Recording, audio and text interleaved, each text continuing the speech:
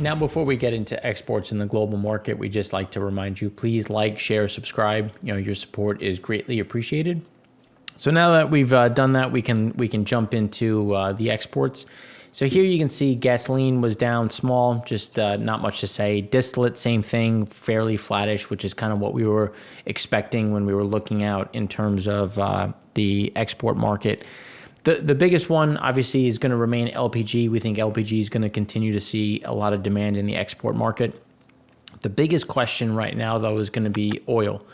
So oil, it's something that we were kind of expecting a little bit of a drop. Here we only had a drop of about 17,000 barrels a day, so we're still at about 2.7. We thought we would see a reduction to about 2.6. Again, just comes down to kind of timing in terms of when some of the stuff is released. The bigger issue is in terms of where are future prices going. So when we look at Cushing, when we look at the spreads overall, we have seen a decent pickup in physical sales. So again, you're always buying 6 weeks out. So this is something that is more of the delivery point in January and end of December into January and then February.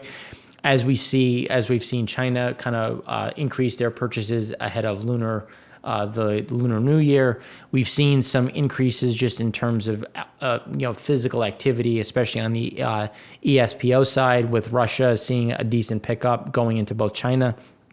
And we're going to look at some of those different intricacies as we go through the remainder of the data points.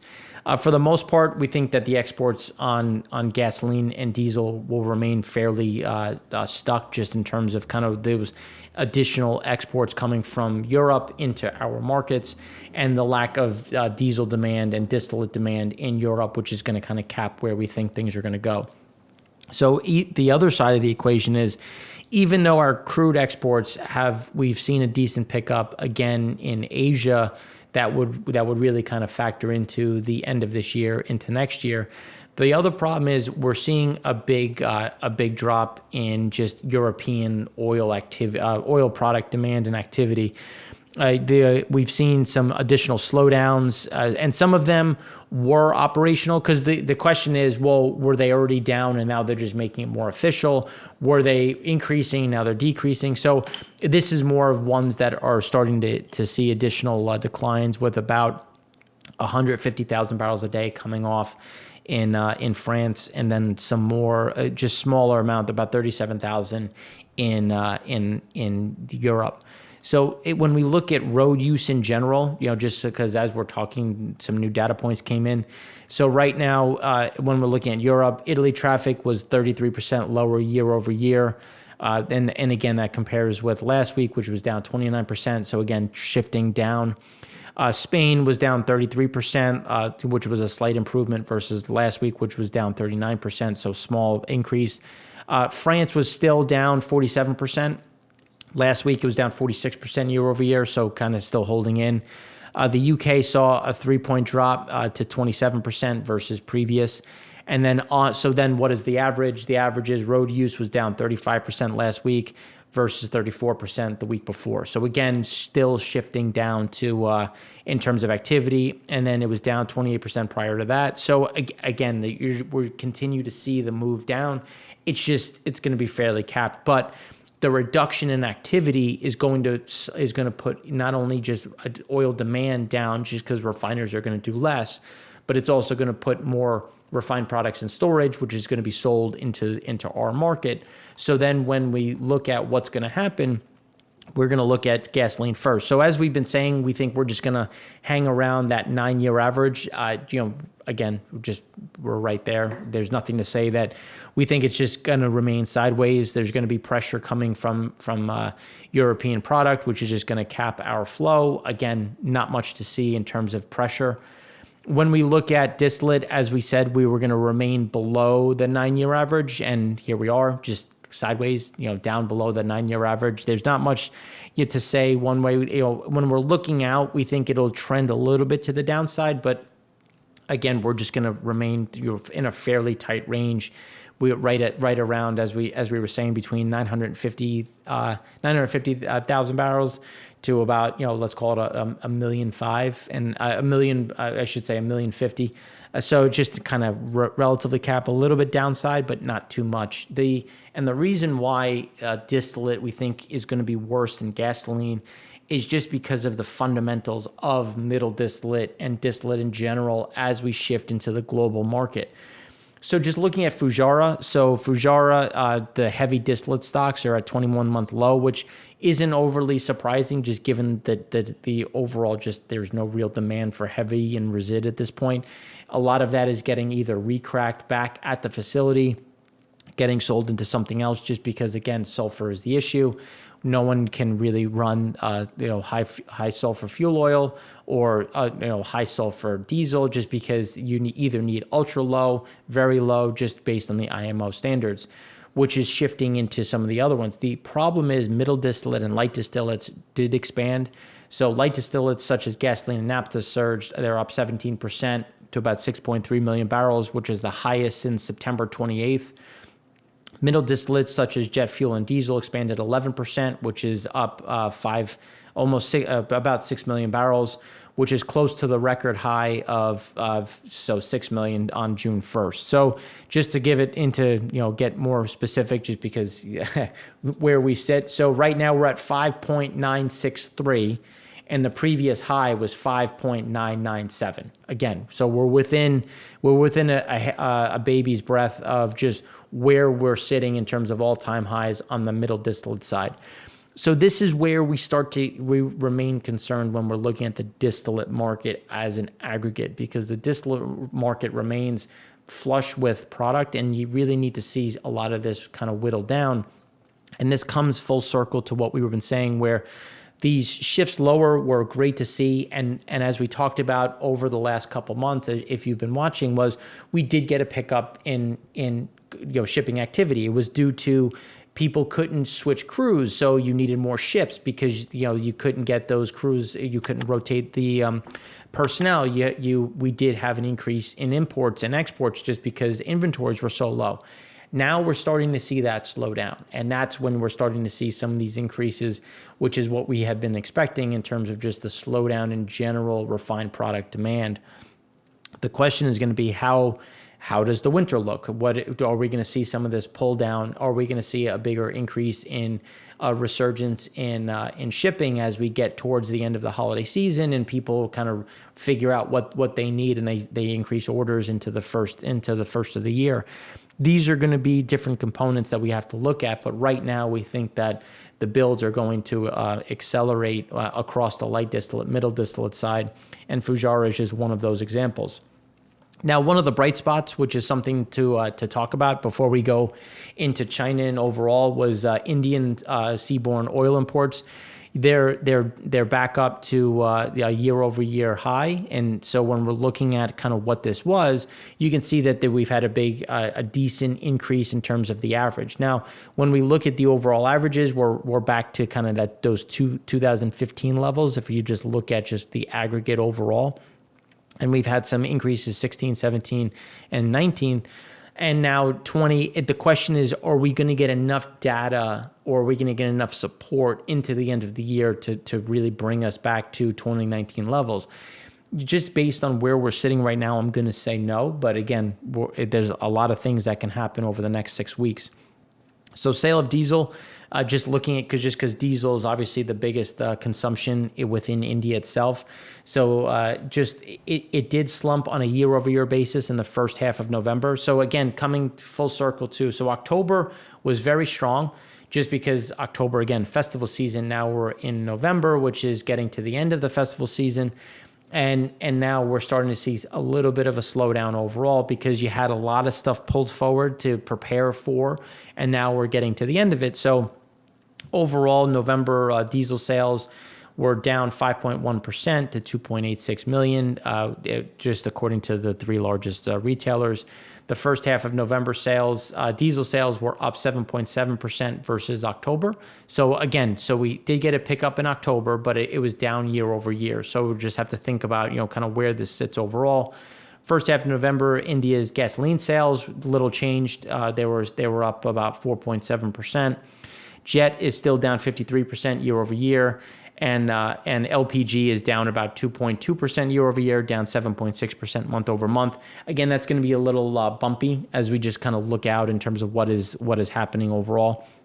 The biggest issue is when we look at where things are. Right now, we're down about 500,000 barrels a day year over year, which when we look at the difference, the average was 4.4, average right now is 3.9. Again, we're right at about the 500,000 barrel mark in terms of where we sit. There could be some closing of that gap as we look out, but when we look at diesel demand overall, we think it's going to slow down a little bit as we see gasoline. Gasoline, we think, is going to stay fairly flat. The bigger question is going to be case count now as people go home post-festival. And what do we see as we go forward? Because those are going to be some of the bigger issues as we head into the end of the year. When we look at exports, you're kind of getting an idea that we are seeing some demand increases. Obviously, gasoline exports over the last 10 years, we're at a seasonally adjusted all-time low. When we look at the adjustments, we're at the bottom of that cloud, which is, again, a positive because you're seeing less exports, more being kept within the India itself. Again, kind of rejuvenating the system. But at the same time, it also is because refined product margins still remain fairly soft in the international market. So why would I export it if I could keep it home? Now, on the other side, when we look at diesel, right now they're tracking. So this is the overall cloud. The exports are tracking 2018 and 2015 levels, really kind of going sideways. It's good to see just because it means that we're getting some increases, but again, it's still fairly elevated versus that 10-year average. And it's you can take this two ways. One, it means that refiners are operating more and they're exporting, which is a positive, which means that you're getting more oil into the system, but you're still pushing more product out. So a lot of the people who get very bullish look at just the oil side, where we're looking at the whole aggregate. Now, net, it's still a positive, but we have to look at, okay, well, the international market still remains flush with diesel, and now the exports are just going to continue to increase on the diesel side, which is just going to hurt margins and is going to keep some of that pressure when we look at refined products. So again, just to kind of reiterate the different components, the October imports are at 3.9. Again, that 500,000 barrels a day down 500,000 barrels a day from 2019 levels. But the bigger issue is India SPR remains full. So they've restructured the deals and the meaning, and all that means is you can now export from the SPR. So the question is going to be how much of that is going to be played around with now that there's additional storage that's available. India clean product exports showed the improvements into November. So this is something that we think is going to continue to increase just based on the data that we've seen, that we will get another increase in exports, which is just speaking to that the import levels of oil remains above and should show additional strength as we go through the end of November. Now, when we look into, we showed this chart last week just to kind of show, just to put it into context, kind of where we sit overall. And it's something to see that is fairly good. So this is the peak demand season for everything from white goods to cars, and a busy time for diesel trucks making deliveries. That's why it's like that's the bigger problem. When we look at November, through the first half of November, right now diesel demand is down year over year. So typically this is when we should see an increase in diesel demand month over month, which we did see, but we're still below the year over year levels, which just means there's still less stuff moving around, which is going to cap in terms of just how aggressive can we see these imports get back to normal. It still speaks well for how we get into the end of the year. The question, again, is going to come down to where do we sit as we head into a potential increase in cases, and then as their main trade partners also have an increase in cases, specifically Europe, US, and other regions. What does that mean for shipping demand? What is that going to mean for industrial production within India itself, and how is that going to cap? Just because, yes, you can get the industry moving, you can rebuild your inventories, but if you can't export it to someone, well, at some point there's going to have to be some of this balancing act as the world struggles to kind of get off off its back foot. This is the one now, the data for Singapore comes out on Thursday. So we covered, since the data for EIA was delayed, we did Singapore last week, so we can't really do it this week. We'll update it, and it'll normally be on a delayed basis. This is just looking at Singapore diesel and jet fuel, which is what we keep talking about, where the stockpiles are at 10-year highs. And this again comes to the overarching problem when we look in the market and we have to identify, where could there be concerns, where could there be some of those headwinds. It remains at the level of that industrial production main blood flow, which is really that diesel. And jet fuel is not a surprise. We don't see that really adjusting anytime soon. The diesel is going to remain the biggest problem and is really kind of that bigger indicator as to how is the economy faring, how is demand doing. And really refiners can't ramp up and really get back to normal until a lot of this is normalized in this floating storage, and which is also going to weigh just in terms of refinery throughput, as we see crack spreads still obviously getting better, but not to the levels where we're still at multi-year lows in terms of some of these frac spreads. And with all that being said, Iraqi exports remain flat versus October, which means that they're still above where they're supposed to be for versus the agreement when we look out at the OPEC Plus agreement. So before we go further, let's just take a moment and say that the JMMC met, which is just the council looking at identifying what should OPEC do. They shockingly said they're going to do nothing yet. They're going to wait for more information. And the bigger issue is, which I think is now baked into the market, we'll get either 3 or 6 months of the same cut, so typically in what was expected was in January, they're going to increase exports by, or I should say production by 2 million. They are now not going to do that. They will just let Libya get back to the, let's just say 2018 highs of about 1.2 million just to figure out what we can do going forward. The bigger problem is the UAE has said, the UAE is the biggest dissenter when we look at the Gulf Cooperation Council, because they're sitting there saying, look, Nigeria continues to cheat, Iraq continues to cheat, Russia continues to cheat, but yet I'm being a good citizen. I have cut because I did cheat, and now I cut back to make up for it. I need to be able to produce more because it's not right that they're able to do it.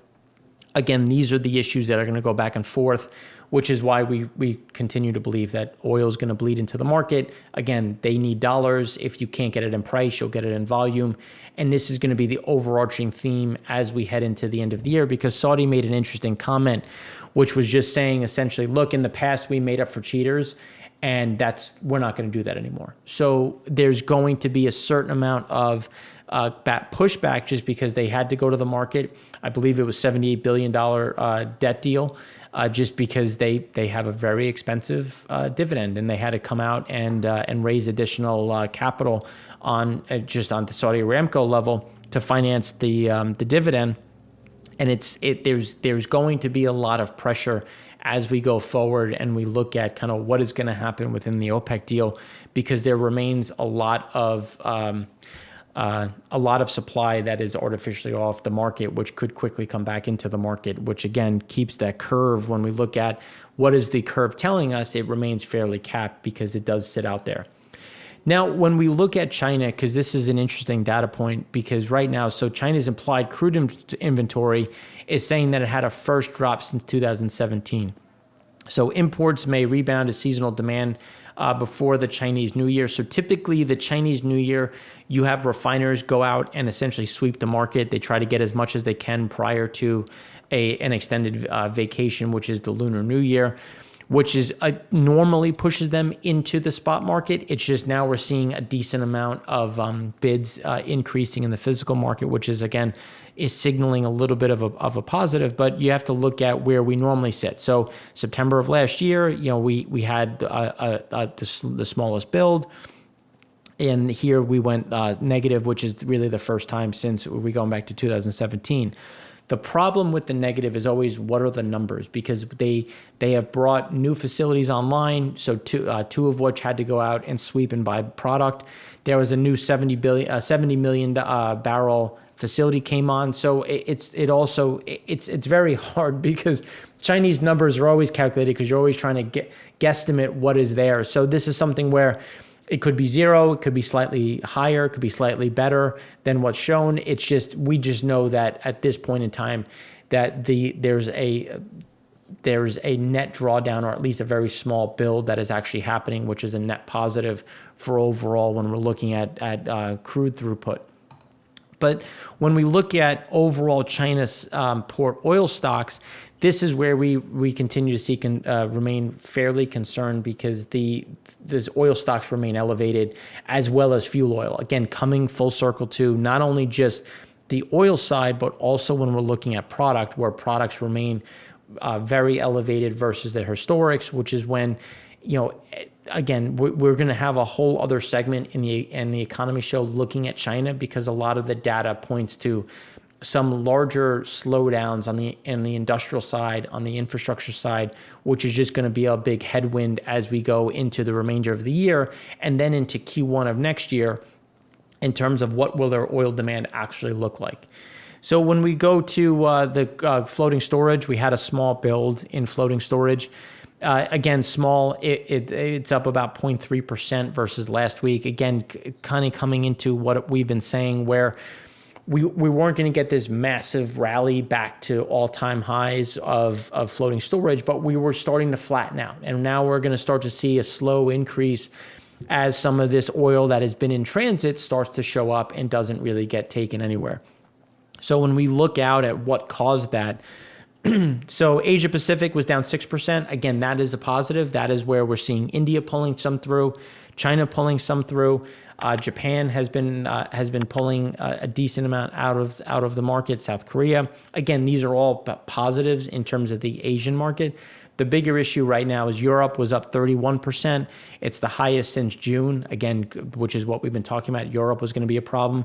The North Sea up 29%, highest since June. Shocking. Europe is in a lockdown. We have a new increase in loadings out of Norway, which is going to keep a lot of that moving higher. The Middle East was up 9%, and West Africa was down 41%, as we did see some Nigerian crudes flow through. So the Middle East remains an overarching problem as we start to see kind of where is that trend, where is that going. We see Iraq continuing to push through and produce, and not only produce but also export above where they should be at this point. Again, these are going to be some of the problems as we go through the remainder of the year.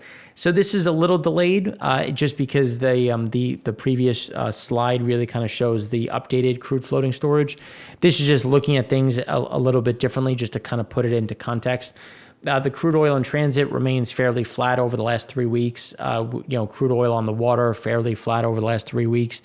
This is something that, again, when we look at oil in transit, is it going straight on shore? Or is it staying in the floating market? We think that we're going to see more and more stay in the floating market, specifically in Europe and more so in areas of West Africa. So now this is looking at it on a seasonality level. Again, coming back to those June levels, you can see here on that June 7th, on that peak right there, just based on the North Sea and just where the demand is in Asia, we think that there's going to be a continuation in builds as we go through the remainder of the year. You can see that that is fairly normal as well. It's happening earlier because there's less demand within Europe, which means that there's more being left on VLCCs and ULCCs.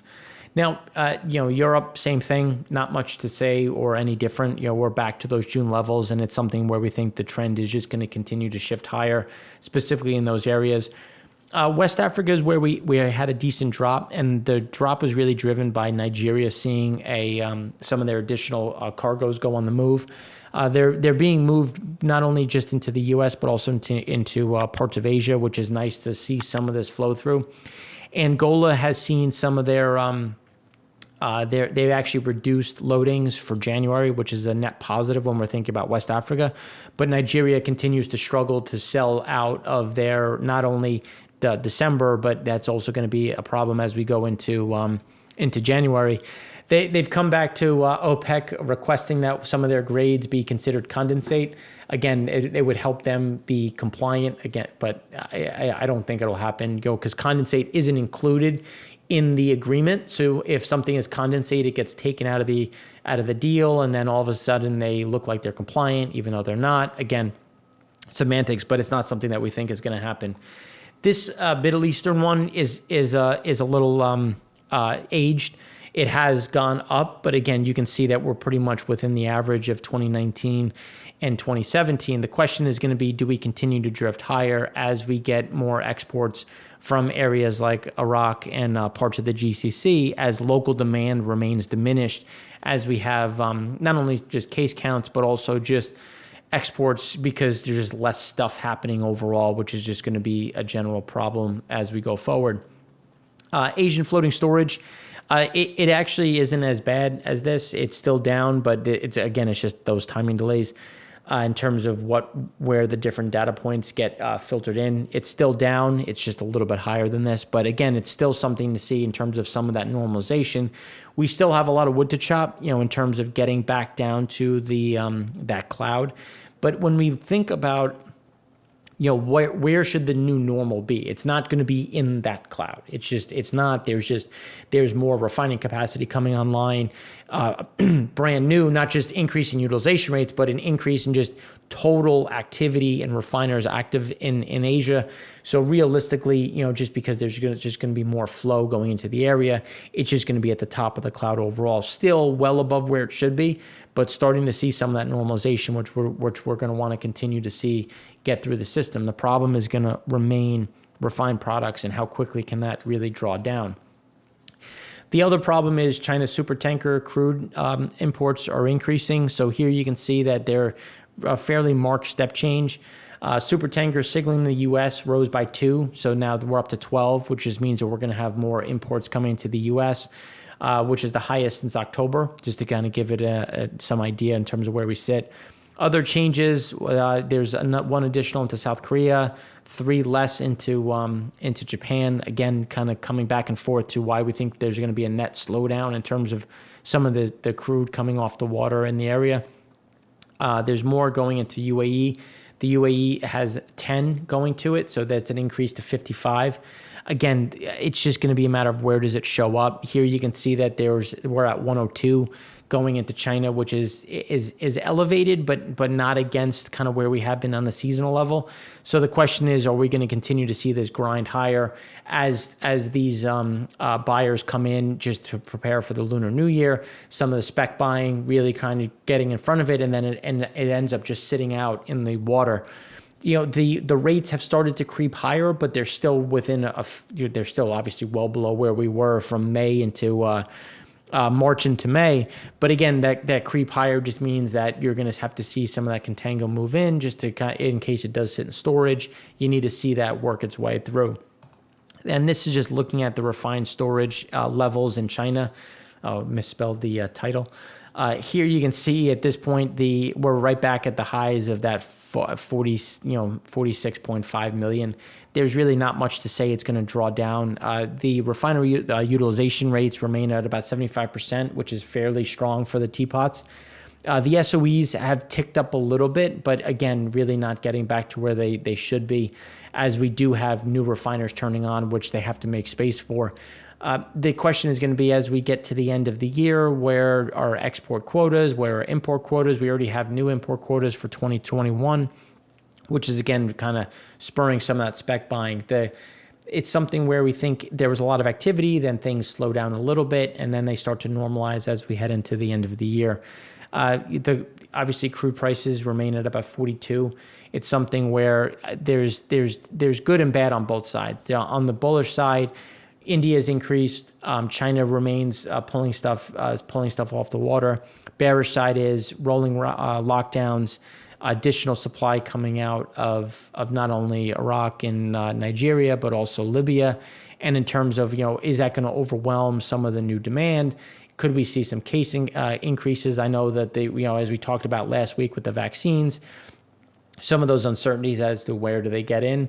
The question is which one shakes out. Do the bull or the bears win? And right now the battle remains fairly fixed. We have really done nothing over the last, let's call it 8 months or so, where we've just kind of gone sideways within a fairly tight range. And the question is, which way do we resolve, up or down? And I think the OPEC a deal or agreement could be something that would shake us out of that doldrum.